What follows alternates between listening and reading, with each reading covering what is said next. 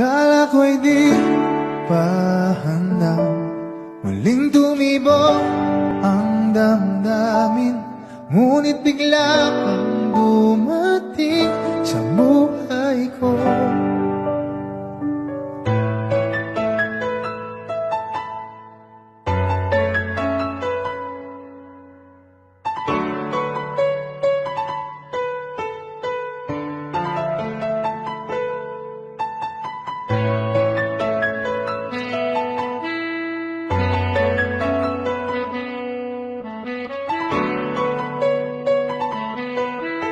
Sana ay ingatan ka niya.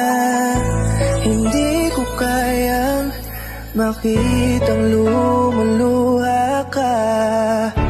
Kaya sobrang sakit sa akin na bitawan ka.